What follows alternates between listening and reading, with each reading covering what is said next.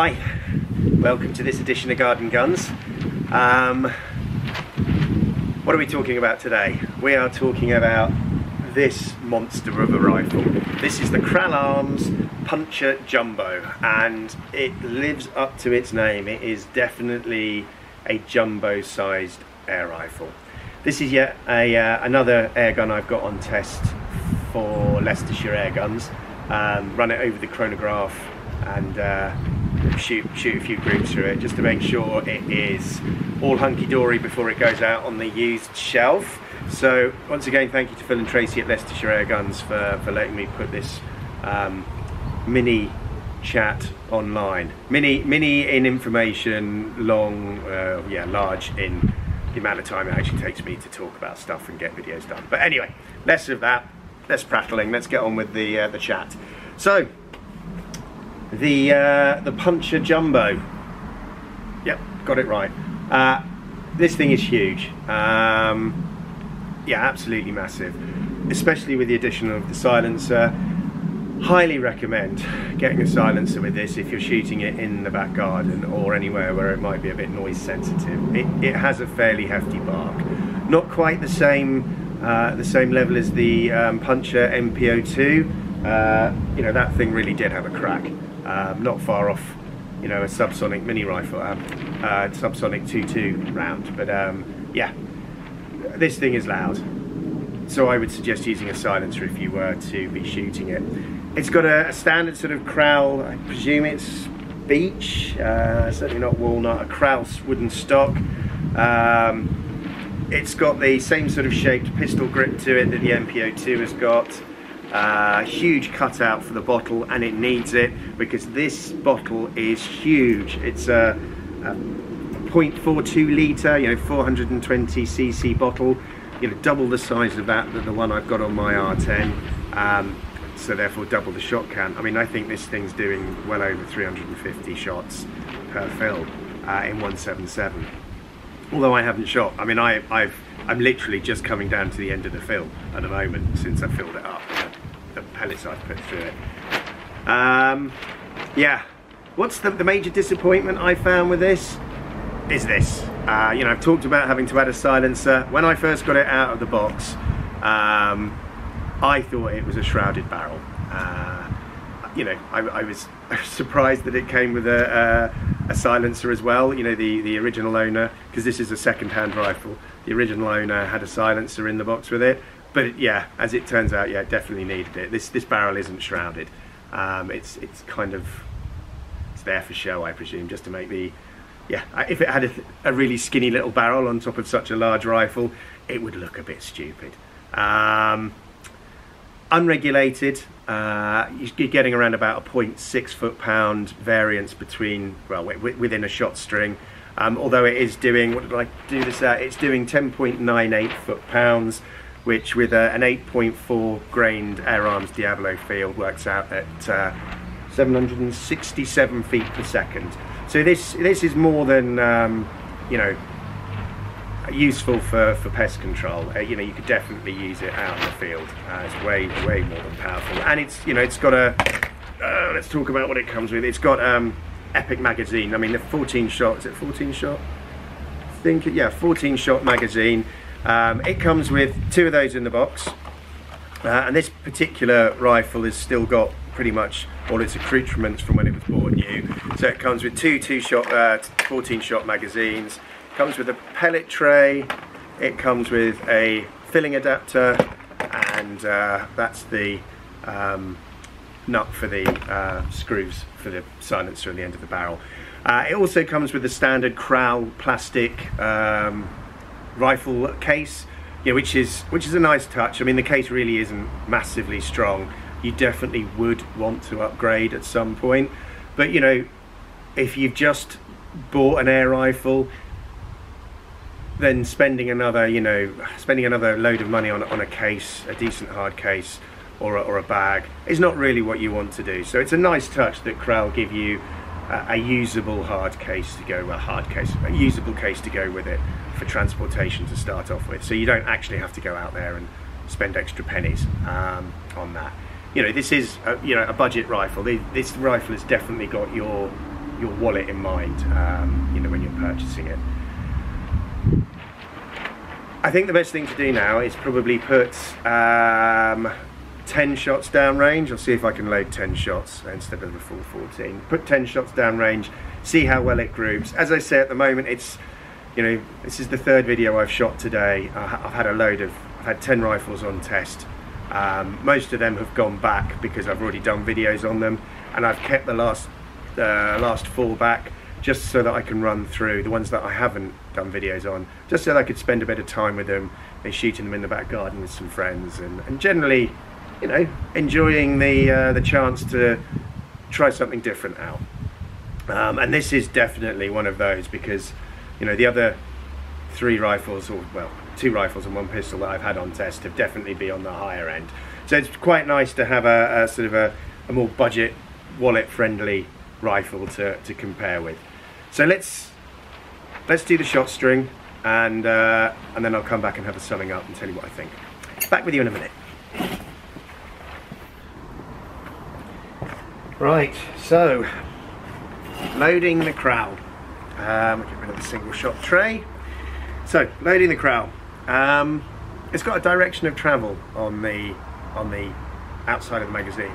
This plastic frontage rotates round. You rotate it in the direction of the arrow, and you can do it from the front or back. And you know you're going in the right way because it's spring loaded. It sort of springs back. If you're going the other way, basically, yeah, it doesn't spring back. It just basically rotates.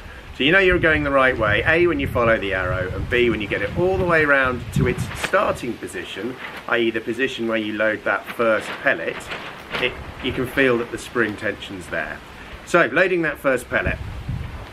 So it's plastic side facing upwards towards you. Take your pellet, put your finger over the hole, the bottom hole where the pellet's going to come out, because basically if you drop your pellet through, the pellets have a tendency of just falling straight through the hole. And this first pellet is what locks the mechanism in place. It stops it from pinging round on you. And then you've got a choice. You can either load the full 14 straight from the next position, or, because I want to shoot 10 shots, I rotate it all the way around to effectively the hole next to the pellet that you've just loaded, the one closest to it, and then just start dropping them in, and start dropping them in and shifting them around. Now, to be fair to this rifle, this isn't the best tin of pellets. It's the end of my air arms. This rifle seemed to like these air arms, the Diablo Field, and this is, I used the end of one tin up, a good tin, and this is kind of a tin of an older tin, and it's got quite a few crushed pellets in. So I have tried to pick out the best ones to give it a fair chance. But yeah, any sort of variance in the group that we're going to shoot downrange is down to the wind, down to me, and probably also down to maybe the odd one pellet that is not quite perfect. But anyway, right, so let's continue loading this. I'll get the video done, I'll switch the video off, go downrange, and sort out the target, and then come back to you. So, back with you in a minute. Cool. Windy. Right, let's see if I can do this Kral justice. So, loading the magazine, clear plastic side towards you. There's a groove in the back of the magazine with a, basically, it all goes all the way to the outside edge for your, well, on this rifle for the right hand side, and you're loading it, basically pushing it in, loading it, making sure it's flush and the cover's flush, just pushing that side lever home. Right, good grief, hope I can do this reasonable justice.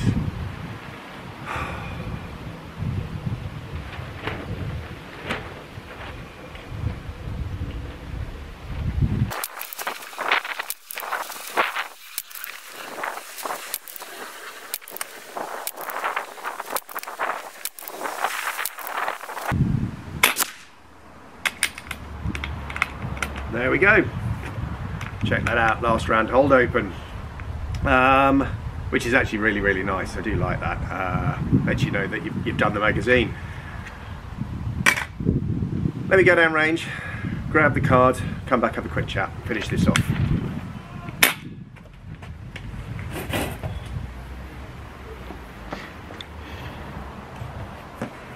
Right, so there we go. I am more than happy with that. In fact, actually that really surprised me, especially considering the wind and the ammo. That target is easily inside a thumbnail. That was the target I shot for the 110 earlier on this morning. There was more wind. The wind was definitely stronger and more variable. It's sort of calmed down a little bit at the moment when I shot that. But still, you know, the 110, you know, I think the 110 without a shadow of a doubt is a better rifle. That particular 110 is £300 more expensive than this brand new. So, you know, you're getting very similar performance, albeit in a much larger package. But if you know, money is an issue, then you know this rifle is. Well, it surprised me at how well it grouped, especially, as I say, considering the wind, and you know the pellets. There was, you know, they were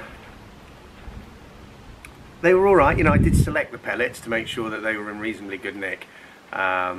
You know, but they weren't, say, as good as the JSBs, you know, a fresh tin of JSBs or something like that. You know, they're sort of, it's a tin of pellets that have basically been knocking around for a while, and that's shot through those admirably. You know, I'm well happy with that. And I think it just goes to show how good these Krals are nowadays in terms of the way that they perform.